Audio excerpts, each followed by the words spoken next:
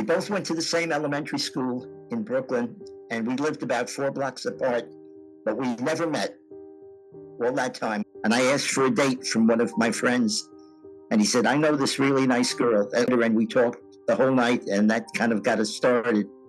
And then after that, when I had come back to Brooklyn to go to Brooklyn College, we'd meet at the stoop with old friends and just spend the night together. And that's really how we got going.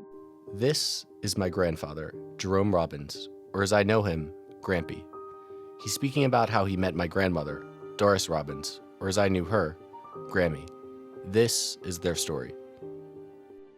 And I think my favorite memories were just walking with Grammy throughout Brooklyn, going from place to place. She liked to dance a lot when we could. The grandchildren and children were her whole life. The children were everything to her.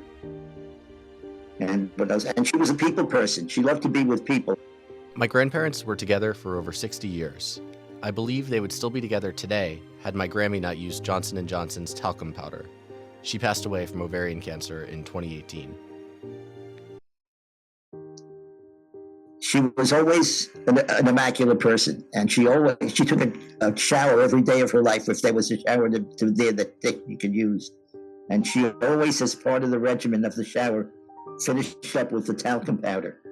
And I would follow her in the bathroom afterward, and I have to fight my way through the talcum powder because she loved to use it. It was just part of what she did. And it was nice because the talcum powder always made you think of babies. It had that nice baby smell. Is that right? Johnson's will make me feel silky soft. Let's smooth some on. She was always very attuned to her body. So when things would go bad, like a bad foot or she'd hurt herself or something, we always went to the doctor. But this one time, I remember in the kitchen, she noticed her stomach was a little swollen and she was getting a little bit of pain in the stomach. So she immediately made an appointment with the doctor, and that doctor said, you need an x-ray or an MRI or one of those things. And she went in and they said, you've got to immediately go for a more advanced kind of reading. And they saw that there was a tumor there. Johnson & Johnson. Johnson & Johnson. Johnson & Johnson company has faced tens of thousands of lawsuits claiming the talc has caused users to develop ovarian cancer or mesothelioma. According to the American Cancer Society, talc, a mineral known for its softness, can contain asbestos, a substance known to cause cancer. 1997 memo from Johnson & Johnson's own consultant, who acknowledged that many studies did show an association between talc use and ovarian cancer. The consultant said the talc industry risked being perceived like the cigarette industry for, quote, denying the obvious. Reuters has examined documents that reveal the company knew about the presence of small amounts of asbestos in its products as far back as 1957, but did not disclose that to the public. There is a reason Johnson & Johnson has known about the dangers of its talc-based products. It sponsored unethical human experiments at Holmesburg prison in Philadelphia for decades. In lieu of their day in court, the survivors of these experiments and their descendants have been fighting for their stories to be heard. Unethical human experiments conducted on mostly Black prisoners at Holmesburg prison. This prison was known as the Terror Dome. During its heyday, it was a source of extreme violence. My father was Leotis Jones.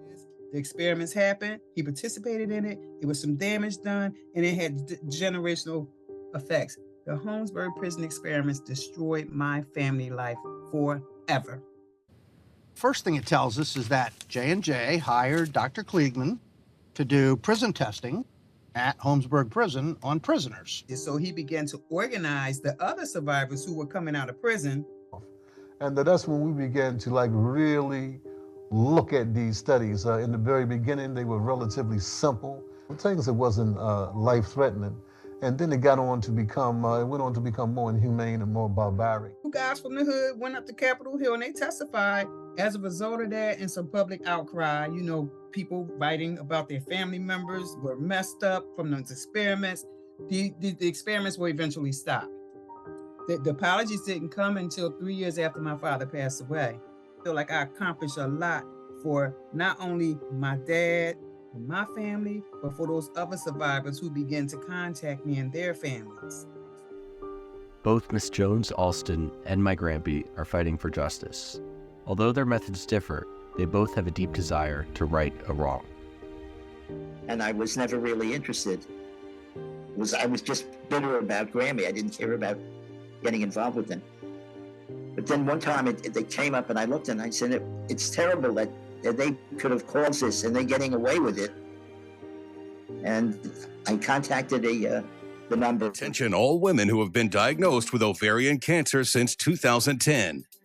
In February 2016, Johnson & Johnson was ordered to pay $72 million by a jury to a woman who died of ovarian cancer. In May 2016, a second jury ordered Johnson & Johnson to pay $55 million to another woman who says the company's talcum powder caused her to develop ovarian cancer. Don't wait. Make the call today. Because it's the only way I can do something. And then I know it's big. I think there's thousands and thousands of people involved. And I'm not really involved in it for the money. I'm involved in it because I'd like to see retribution for a company that doesn't deserve to be in business and did some terrible things. If they could ever find out who specifically at Johnson & Johnson knew about the relationship with the cancer, that they would be criminally prosecuted. I think that would be something that should happen. Yeah, I would. I'd like to see them go out of business. Is there asbestos in Johnson & Johnson's products? We believe and have always believed that there is. The pharmaceutical giant saying it will no longer use talc in its baby powder products sold in the U.S. and Canada. In a statement, the company blaming declining sales fueled by misinformation around the safety of the product and a constant barrage of litigation advertising. It is plaintiffs' lawyers taking bits and pieces of science and trying to get people alarmed. At this point, I figure it's the way of the world, and big money talks, and you hope somewhere along the way that there can be some kind of justice. As J&J's profits continue to grow and it maintains its reputation as a trusted global brand, it's easy to see how one could become cynical about the justice system's seeming inability to hold large corporate actors accountable for the harms they bring to bear upon our society. However, J&J doesn't have to have the last word in this story if we don't choose to let them. Keep her clothes. I have all her clothes, and I sleep in the bed where she passed, and I try and keep her alive as much as I can with me. And that's about it. We were together like almost her whole life. And she still is, I think, with me.